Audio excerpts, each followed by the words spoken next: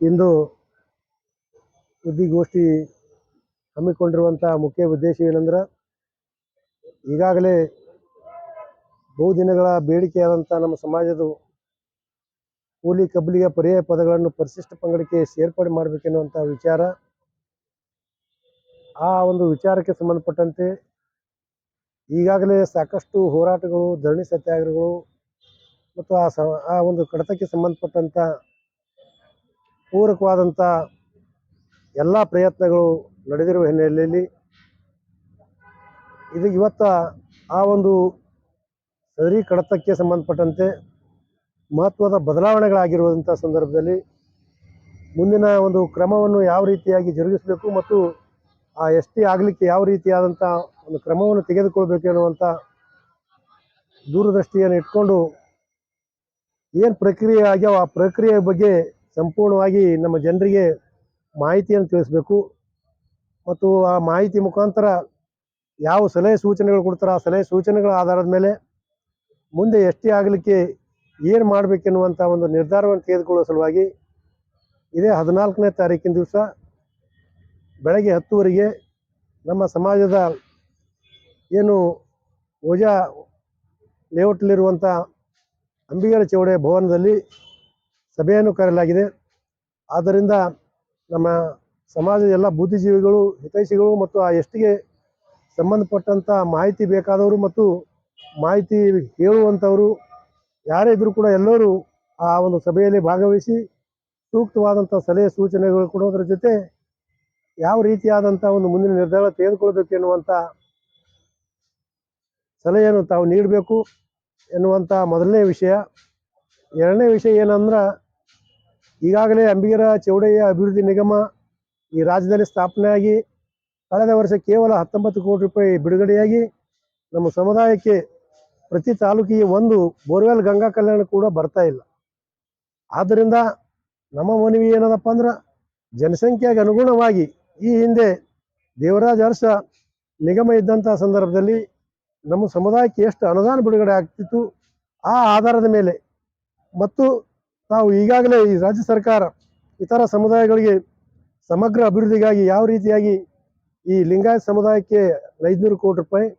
ಒಕ್ಕಲಿಗ ಒಂದು ಸಮುದಾಯದ ಅಭಿವೃದ್ಧಿ ನಿಗಮಕ್ಕೆ 500 ಕೋಟಿ ರೂಪಾಯಿ ತಾವೇ ನೀಡಿದಿರಿ. ಅದಕ್ಕೆ ತಕ್ಕಂತೆ ನಮ್ಮ ಸಮುದಾಯ ಕೂಡ ಇವತ್ತು ಅತ್ಯಂತ ಹೆಚ್ಚಿನ ಜನಸಂಖ್ಯೆ ಇರುವಂಥ ಮತ್ತು ಸಾಮಾಜಿಕವಾಗಿ, ಆರ್ಥಿಕವಾಗಿ, ರಾಜಕೀಯವಾಗಿ ಅತ್ಯಂತ ಹಿಂದುಳಿದಿರುವಂಥ ಈ ಸಮಾಜಕ್ಕೆ ಕನಿಷ್ಠ ಆದರೂ ಕೂಡ 400 ಕೋಟಿ ರೂಪಾಯಿ ಈ ಅಂಬಿಗರ ಚೌಡಯ್ಯನ ಅಭಿವೃದ್ಧಿ ನಿಗಮಕ್ಕೆ ಈ ಮುಂಬರುವ ಬಜೆಟ್ನಲ್ಲಿ ಸನ್ಮಾನ್ಯ ಮುಖ್ಯಮಂತ್ರಿಗಳು ಒದಗಿಸಬೇಕೆನ್ನುವಂಥ ಮನವಿಯನ್ನು ನಾವು ಮಾಡ್ತಾ ಇದ್ದೀವಿ. ಮೂರನೇದಾಗಿ ವಿಶೇಷವಾಗಿ ಹೇಳ್ಬೇಕಪ್ಪ ಅಂದ್ರೆ, ಈ ಒಂದು ನಮ್ಮ ಕಲಕುಸುಬಾದಂಥ ಒಂದು ಮೀನುಗಾರಿಕೆ ಏನು ಬೆಸ್ತರು ಏನಿದ್ದೀವಿ, ಇದಕ್ಕೆ ಈ ಒಂದು ಸಾಂಪ್ರದಾಯಿಕವಾದಂಥ ವೃತ್ತಿ ಜೀವನ ನಡೆಸುವ ಸಲುವಾಗಿ ಈಗಾಗಲೇ ಒಳನಾಡು ಮೀನುಗಾರಿಕೆಯ ಅಂಬಿಗರ ಚೌಡಯ್ಯನವರ ಒಂದು ಫೆಡರೇಷನ್ ಕೂಡ ಸ್ಥಾಪನೆ ಬಾಗಲಕೋಟೆಯಲ್ಲಿ ಮಾಡಲಾಗಿದೆ. ಅದಕ್ಕೆ ಯಾವುದೇ ಥರದ ಅನುದಾನವಿಲ್ಲ. ಆದ್ದರಿಂದ ಆ ಒಂದು ಫೆಡರೇಷನನ್ನು ಏನು ಒಳನಾಡು ಮೀನುಗಾರಿಕೆಯ ಏನು ಅಂಬಿಗರ ಚೌಡಯ್ಯನವರ ಒಂದು ಅಭಿವೃದ್ಧಿ ನಿಗಮವನ್ನು ಸ್ಥಾಪನೆ ಮಾಡಿ ಆ ಒಂದು ನಿಗಮದ ಅಡಿಯಲ್ಲಿ ಏನು ಕೇವಲ ಈ ಒಂದು ಅಂಬಿಗರಿಗೆ, ಬೆಸ್ತರಿಗೆ ಹೆಚ್ಚಿನ ಒಂದು ಮೀನುಗಾರಿಕೆ ಮಾಡಲಿಕ್ಕೆ ಅವಕಾಶವನ್ನು ಮಾಡಿಕೊಟ್ಟು ಅದಕ್ಕೆ ಒಂದು 100 ಕೋಟಿ ರೂಪಾಯಿವರೆಗೆ ಅನುದಾನವನ್ನು ಈ ಮುಂಬರುವ ಬಜೆಟ್ನಲ್ಲಿ ಮೀಸಲಿಡಬೇಕು ಎನ್ನುವಂಥ ಮನವಿಯನ್ನು ಕೂಡ ನಾವು ಮಾಡ್ತಾ ಇದ್ದೀವಿ. ಅದರಂತೆ ಈ ಹಿಂದೆ ಏನು ಇತ್ತೀಚಿನ ದಿನಗಳಲ್ಲಿ ಜಿಲ್ಲೆಯಲ್ಲಿ ನಡೆದಿರುವಂಥ ಏನು ಪ್ರಚೋದಿತ ಆತ್ಮಹತ್ಯೆಗಳಾಗಿರ್ಬೋದು, ಕೊಲೆಗಳಾಗಿರ್ಬೋದು, ಅತ್ಯಾಚಾರಗಳಾಗಿರ್ಬೋದು, ಇವುಗಳ ಬಗ್ಗೆ ಈ ಒಂದು ಸಮನ್ವಯ ಸಮಿತಿ ಹೋರಾಟ ಮಾಡುವುದರ ಮುಖಾಂತರ ಹಲವಾರು ನ್ಯಾಯ ಕೊಡಿಸಿದಂಥ ಉದಾಹರಣೆಗಳು ತಮಗಿವೆ. ಯಾವ ರೀತಿಯಾಗಿ ಈ ಶಿಕ್ಷಣ ಇಲಾಖೆ ನಿರ್ಲಕ್ಷ್ಯದಿಂದ ಏನು ಚಿಣಮಿಗೇರಿಯ ಮಹಾಂತಮ್ಮ ಎಂಬ ಬಾಲಕಿ ಏನು ಸಾವನ್ನಪ್ತು, ಅದಕ್ಕೆ ನಾವು ಹೋರಾಟ ಮಾಡುವ ಮುಖಾಂತರ ಆ ಬಾಲಕಿಗೆ ಕುಟುಂಬಕ್ಕೆ ಸುಮಾರು 20 ಲಕ್ಷಕ್ಕಿಂತ ಹೆಚ್ಚು ಸರ್ಕಾರದಿಂದ ಅನುದಾನ ಸಿಗುವಂತೆ ಕೂಡ ಮಾಡಿದ್ದೀವಿ. ಅವರಿಗೆ ಸರ್ಕಾರಿ ನೌಕರಿ ಮತ್ತು ಮನೆ, ಹೊಲ ಈ ರೀತಿಯಾದಂಥ ಸವಲತ್ತುಗಳು ಕೊಡಿಸುವಂಥ ಒಂದು ಪ್ರಯತ್ನವನ್ನು ಜಿಲ್ಲಾ ಸಮನ್ವಯ ಸಮಿತಿ ಮಾಡಿದೆ. ಅದರಂತೆ ಇನ್ನೂ ಹಲವಾರು ಪ್ರಕರಣಗಳು ಈ ನಮ್ಮ ಜಿಲ್ಲೆಯಲ್ಲಿ ನಡೀತಾ ಇವೆ. ಏನು ಕೋಡ್ಲಿಯಲ್ಲಿ ನಮ್ಮ ಅಮರ್ ಅನ್ನುವಂಥ ಹುಡುಗನ ಮೇಲೆ ಆತ್ಮಹತ್ಯೆ ಆಗಿರ್ಬೋದು, ನಮ್ಮ ತಾಡತೆಗನೂರಲ್ಲಿ ಶರಣ ಅನ್ನುವಂಥ ಹುಡುಗ ಅವನ ಪ್ರಚೋದಿತ ಆತ್ಮಹತ್ಯೆ ಆಗಿರ್ಬೋದು, ಅಫ್ಜಲ್ಪುರಲ್ಲಿ ಶಿವಶರಣ ಅನ್ನುವಂಥ ಹುಡುಗ ಆತ್ಮಹತ್ಯೆ ಆಗಿರ್ಬೋದು, ಇವೆಲ್ಲಕ್ಕೂ ಸಂಬಂಧಪಟ್ಟಂತೆ ನಾವು ಹೋರಾಟ ಮಾಡೋದ್ರ ಮುಖಾಂತರ ಅಲ್ಲಿರುವಂಥ ಆರೋಪಿಗಳನ್ನು ಏನು ಗಿರಫ್ತಾರ್ ಮಾಡಿಸುವಂಥ ಕೆಲಸ ಕಾನೂನು ಅಡಿಯಲ್ಲಿ ನಾವು ಮಾಡಿದ್ದೀವಿ. ಅದರ ಜೊತೆಯಾಗಿ ಇವತ್ತು ನಾವು ಜಿಲ್ಲೆಯಲ್ಲಿ ಒಂದು ಅತಿ ಹೆಚ್ಚು ಒಂದು ಕ್ರಾಂತಿಕಾರಿ ಹೋರಾಟವಾದಂಥ ಏನು ಕಲಬುರ್ಗಿಯ ದೇವಾನಂದ ಪ್ರಕರಣದ ಸಂಬಂಧಪಟ್ಟಂತೆ ಸುಮಾರು 45 ದಿನಗಳ ಕಾಲ ನಾವು ಜಿಲ್ಲಾಧಿಕಾರಿಗಳ ಕಚೇರಿ ಎದುರುಗಡೆ ಆ ಒಂದು ಕುಟುಂಬಕ್ಕೆ ನ್ಯಾಯ ಕೊಡಿಸ್ಬೇಕೆನ್ನುವಂಥ ಧರಣಿ ಸತ್ಯಾಗ್ರಹ ಮಾಡಿದಂಥ ಸಂದರ್ಭದಲ್ಲಿ ಆ ಸ್ಥಳಕ್ಕೆ ಆಗಮಿಸಿದಂಥ ಸನ್ಮಾನ್ಯ ಉಸ್ತುವಾರಿ ಸಚಿವರಾದ ಪ್ರಿಯಾಂಕ್ ಖರ್ಗೆ ಅವರು, ನಾನು ಎಲ್ಲ ತಮ್ಮ ಬೇಡಿಕೆಗಳು ಈಡೇರಿಸ್ತೀನಿ, ನನಗೆ ತಪ್ಪಾಗಿದೆ, ಈ ದಿನ ನಿಮ್ಮಲ್ಲಿ ಬರಬೇಕಾಗಿತ್ತು, ಏನು ಗುರುಗಳು ನಮ್ಮ ಪೂಜ್ಯರು ಏನು ಹೇಳಿದ್ದಾರೆ ಅವರೆಲ್ಲ ಮತ್ತು ನೀವು ನಾವು ಎಲ್ಲ ಬೇಡಿಕೆಗಳು ಕೂಡ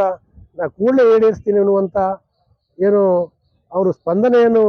ಕಳೆದ ಡಿಸೆಂಬರ್ 8ನೇ ತಾರೀಕಿನ ದಿವಸ ನಮಗೆ ಕೊಟ್ಟಿದ್ದರು. ಆ ಒಂದು ಡಿಸೆಂಬರ್ 8ರಿಂದ ಇಲ್ಲಿವರೆಗೂ ಕೂಡ ಯಾವುದೇ ರೀತಿಯಾದಂಥ ಒಂದು ಬೇಡಿಕೆಗಳು ಈಡೇರಿಲ್ಲ. ಕೇವಲ ಆ ಹುಡುಗ ಒಂದು ಔಟ್ಸೋರ್ಸ್ ನೌಕರಿ ಕೊಟ್ಟಿದ್ದೆ ಹೊರತುಪಡಿಸಿ ಉಳಿದಂಥ ನಮ್ಮ ಪರಿಹಾರ ಆಗಿರ್ಬೋದು, ವೈಯಕ್ತಿಕ ಪರಿಹಾರ ಆಗಿರ್ಬೋದು, ಇನ್ನಿತರ ಅವರಿಗೆ ಅಧಿಕಾರಿಗಳ ಸಸ್ಪೆಂಡ್ ಮಾಡೋದಾಗಿರ್ಬೋದು, ಯಾವುವು ಕೂಡ ಆಗಿಲ್ಲ. ಆದ್ದರಿಂದ ಸಾಮಾನ್ಯ ನಮ್ಮ ಮಂತ್ರಿಗಳಿಗೆ ನಮ್ಮ ಪ್ರಶ್ನೆ ಇದೆ, ಅವೆಲ್ಲ ನುಡಿದಂತೆ ನಡೀತೀನಿ ಅಂತ ಹೇಳ್ತೀರಿ, ಸಂವಿಧಾನದ ಬಗ್ಗೆ ಹೇಳ್ತೀವಿ, ಎಲ್ಲನೂ ಕೂಡ ಹೇಳ್ತೀರಿ, ನಮ್ಗೆ ಗೌರವ ಇದೆ ನಿಮ್ಮ ಬಗ್ಗೆ, ಕೂಡಲೇ ತಾವು ಏನು ಮಾತು ಕೊಟ್ರಿ ಆ ಮಾತನ್ನು ನಡೆಸಿಕೊಡೋದ್ರ ಮುಖಾಂತರ ಆ ಕುಟುಂಬಕ್ಕೆ ನ್ಯಾಯ ಒದಗಿಸಬೇಕೆನ್ನುವಂತ. ವೀಕ್ಷಕರೇ, ಈ ವಿಡಿಯೋ ನಿಮಗೆ ಇಷ್ಟ ಆಗಿದ್ರೆ ಈ ಕೂಡಲೇ ಸಬ್ಸ್ಕ್ರೈಬ್, ಕಮೆಂಟ್, ಲೈಕ್ ಮಾಡಿ ಹೊಸ ವಿಡಿಯೋಗಳನ್ನು ಮಾಡಲು ಬೆಂಬಲವನ್ನ ನೀಡಿ.